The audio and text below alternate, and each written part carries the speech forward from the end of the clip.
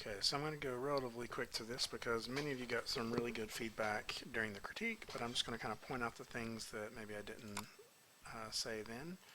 So let's see what we got here. You got the TIFF in there as well. Yeah. So let's just go ahead and look at the TIFF. I think this is working pretty well. So overall, I love the back panel. I just think that works great. Uh, my few things that I would say on the front, I feel like the background could still use a little bit more attention of some things in there to kind of make it interesting. Somebody mentioned having some more of the little atomic particles sort of floating around in there, and even if it was just sort of a faint version of that, I think that would work. I also think maybe sort of darken in a little bit of this, like a little bit of vignetting around here, just to kind of get a little bit more to, like, it goes out to a I'll explain this. Like from here out to here doesn't really feel like it changes very much, and so it starts to flatten out for as much change as you're getting in here. It's also a very kind of even change, so I think you could add just a little bit of a little bit more noise to that, and I think it would help. And so that could be in some of the additional pieces, or it could be like, I don't know, it may actually be in a very slight overlay or something. But the background's not bad, but that's just something to kind of look at and see if there's a way you can kind of make this look a little less even and like a simple blend. I like these little streaks through here, so it may actually be something like that, like a very faint set of streaks that kind of goes outward. But I also like the idea of these little electron proton things, just kind of a few of them faintly embedded back into space back here, especially since you kind of have this depth into the microverse thing going on. I think that's a little too sharp, just a little bit. And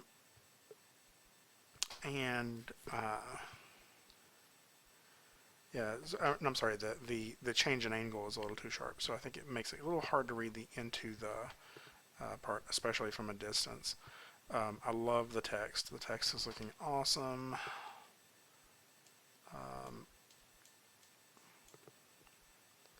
Yeah, text is looking awesome. Not a lot I can add to that.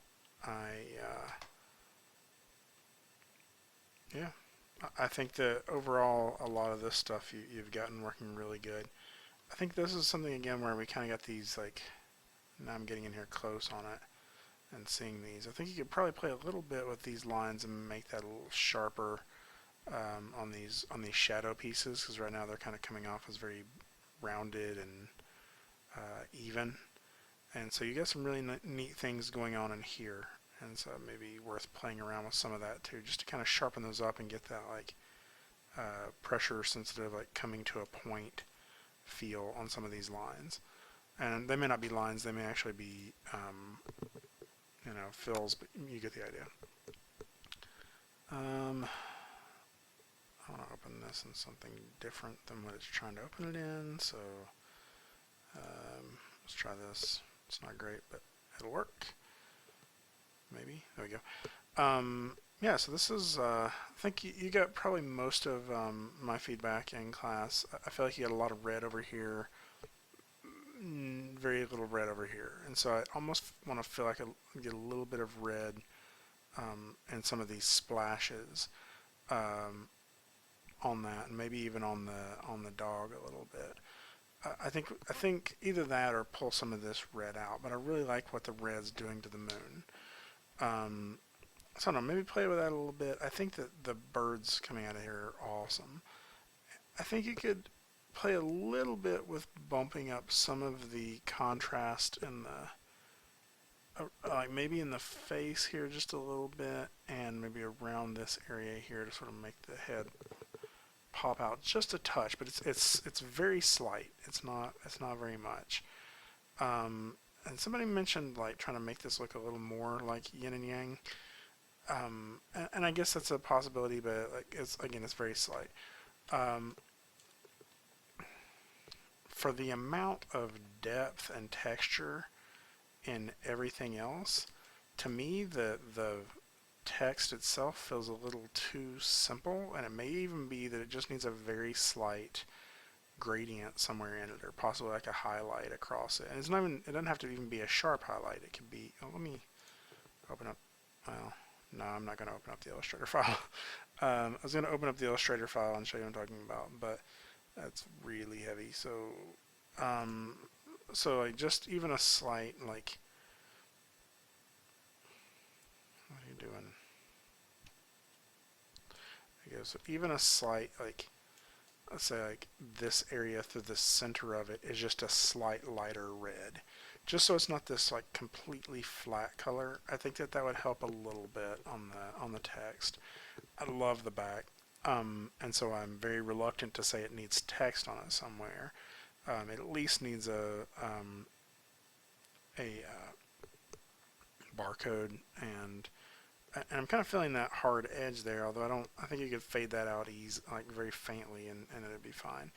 But yeah, most books are going to have some text on it somewhere back here, so I hate the idea of covering some of this up, but try it and see if you can pull it off in a way of, I mean, not all of them do, but most of them have something, even if it's just a quote by the, you know, somebody who reviewed the book, just a little blurb. It may not even be the entire, you know, blurb of the back of the book if it's not a paperback.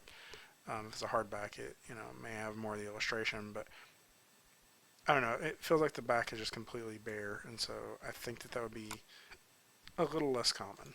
So, Carmen, what can I say? This one's looking awesome. The only comment that I think most people said that I would agree with is I do think it needs a little bit more shadowing in here, even if it's just very faint. And so, like, it may literally be like 10% difference, and nothing like too heavy. So let's say we just going to do something in here just to test it and see. Let's say we did, I don't even know if that's going to end up looking like anything. Flip those, and I'm going to set this to something like darken 10% just to test it. Like just a very faint, like that may even be too much. Like 10% may even be too much on that. I wonder if we could do like overlay.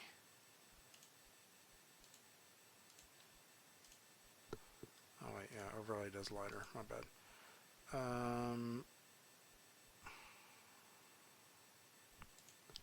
Color burn 10%. See, like even that's probably a little too much. Like just very, very faintly different. Let's just try that. Let's just try applying the color you have already on this. Dragging the swatch over there. Just gonna apply that to it. It's gonna look exactly the same. And then I'm just gonna very, very faintly pull that down. Like just something like that. You may not even be able to see that in the video. But I think just playing around with that just a little bit may give you some kind of neat results on it. Again, I love the placement. I think it's hilarious. I like that you even, it looks like you maybe, did you try to warp it for that? Or did it just sort of line up right? Either way, this one came out really good. Play around with that just a little bit, just to add a touch more volume to it, but I think that it's looking really good. So, okay.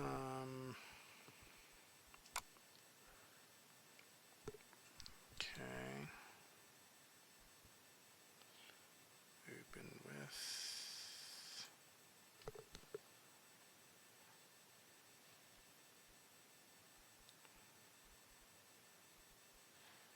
This one's big. There we go. Oh yeah, Game of Clones. So I want to look at something here really quick. Font.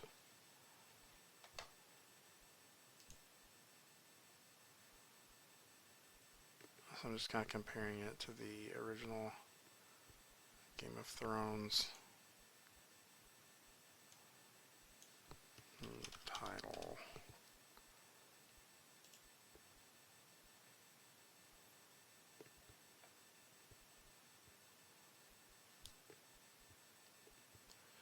Yeah, I think it's working pretty well. Sorry, I'm looking at it on another screen here. Let's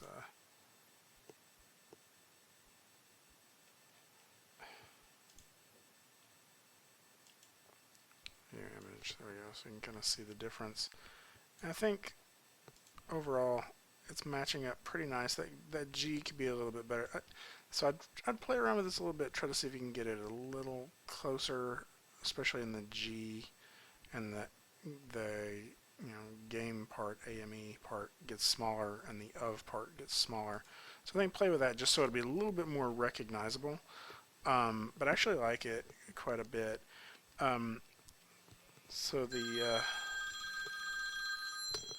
I'm going to go ahead and have to stop this recording, sorry.